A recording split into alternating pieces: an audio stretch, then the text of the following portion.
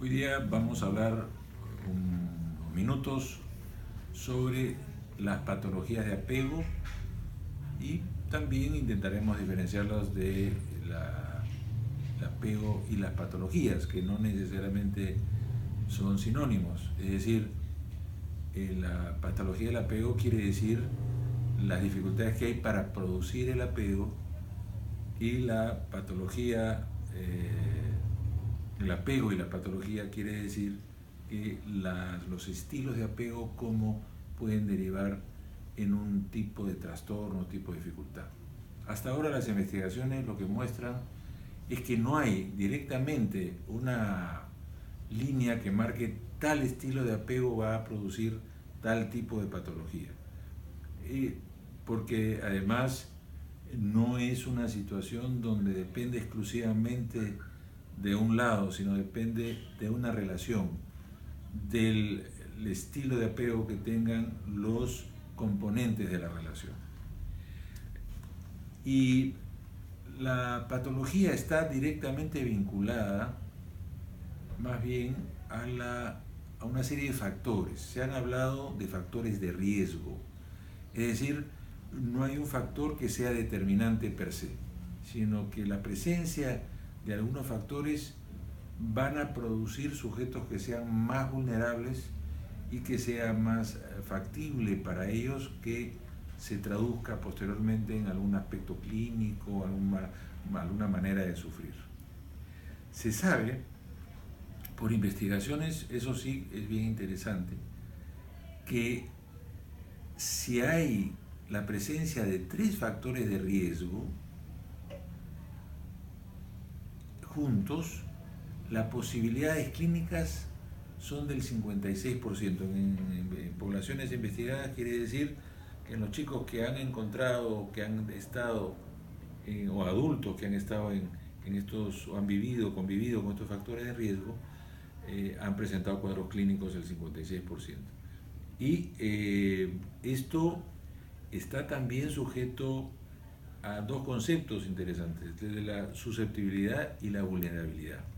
Es decir, hay personas que pueden tener los 3 factores, pero su factor de susceptibilidad, es decir, de influencia, de verse afectado, no es tan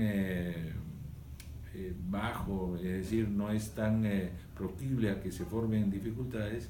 Entonces esa persona puede encontrar, si es que el entorno después lo permite, salidas.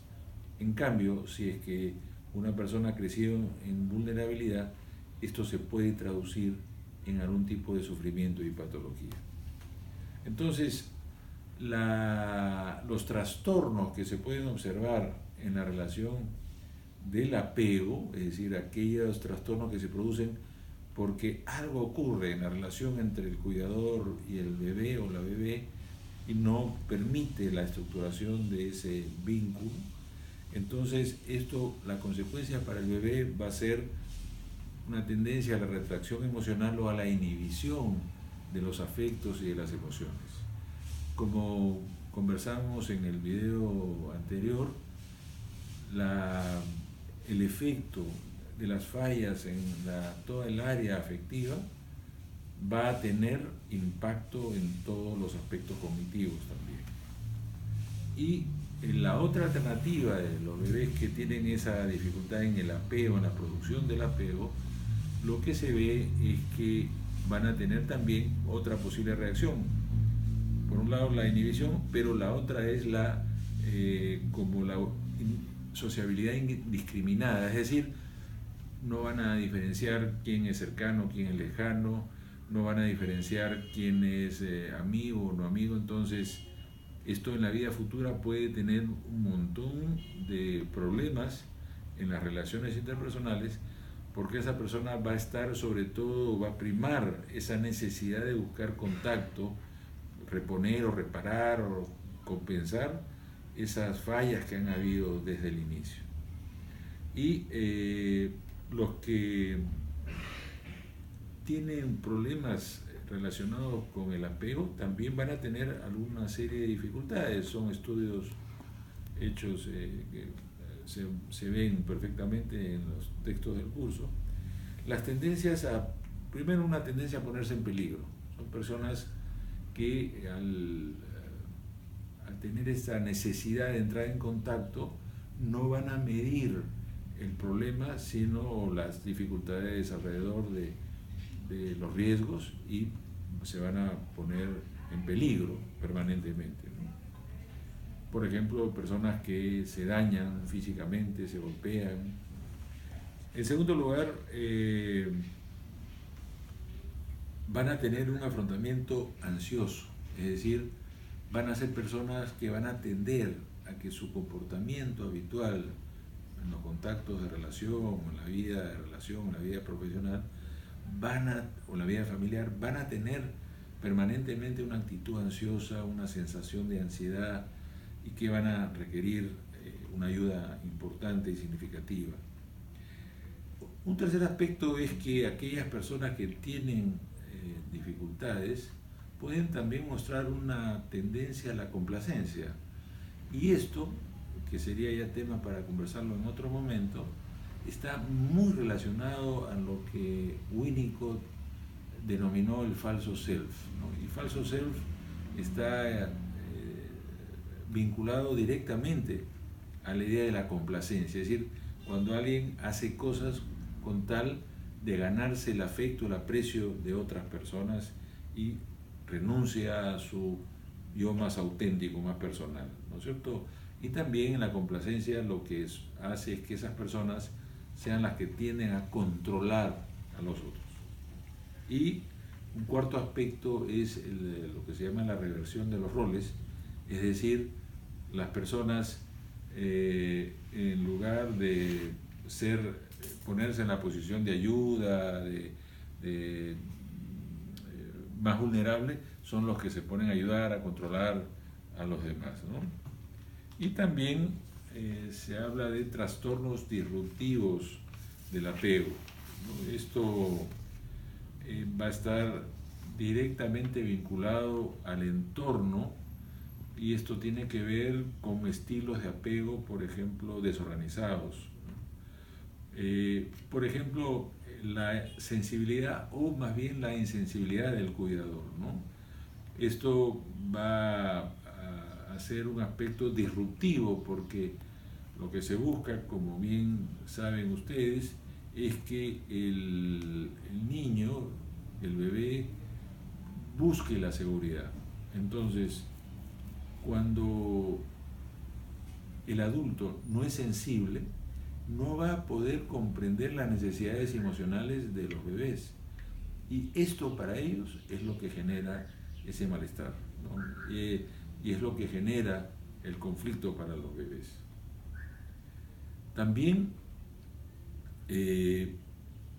cuando el cuidador es excesivamente protector, es excesivamente cuidador, preocupado, entonces no va a permitir conectarse con las necesidades afectivas de los bebés o de los interlocutores, ¿no? Cuando la persona también está en contextos de violencia, es decir, el sujeto no sufre tanto por la violencia en sí, sino que el contexto violento lo que hace es que no le permite a los miembros del entorno ser sintónicos con las necesidades afectivas de los hijos. Y también lo que puede causar esta disrupción en el apego son los aspectos depresivos. Por ejemplo, durante el parto, es muy común lo que se llama la depresión puerperal, es decir, la depresión que viven muchas mujeres al dar a luz, que tiene una serie de factores, que de persistir esto, el bebé o la bebé no va a poder conectarse con la mamá o la cuidadora principal, ¿no? O esto pasa en general después en la vida adolescente o en la vida adulta, si es que el bebé o la bebé o el adolescente encuentra que los padres se deprimen, entonces pueden tener respuestas o reacciones muy agresivas, ¿no es cierto? Entonces,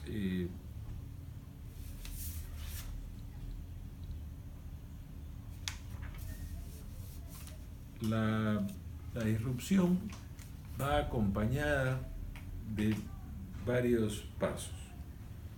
En primer lugar, la reacción inicial del bebé es la protesta. Esto puede ocurrir a cualquier etapa de la vida. Por eso muchas veces no se entienden reacciones en la escuela, por ejemplo, porque se encuentran alumnos protestones, pero que en realidad no están protestando contra algo concreto del maestro, los maestros, sino que están protestando porque no se están sintiendo reconocidos o sintonizados en sus afectos. Otra posibilidad es que esto derive en esta disrupción del apego derive en una desesperación, ¿no? La persona no logra calmarse, esto puede derivar después en un factor ansioso o en una desesperanza que no logra encontrar salidas al momento tan doloroso que se está viviendo. Un tercer paso es el desapego, es decir, la persona como una forma de protegerse lo que va a hacer es alejarse de las personas que le suscitan alguna necesidad de apego para buscar esta necesidad, encontrarla en su entorno social. Entonces, si no lo encuentran en su entorno más cercano, lo que va a ocurrir es que van a ser estas personas que van a estar buscando constantemente los medios sociales para calmar esa disrupción o ese conflicto que se suscita por los apegos. Entonces, cuando una persona tiene que ver con los demás, sobre todo educadores, psicólogos en evaluaciones, hay que ver tres cosas.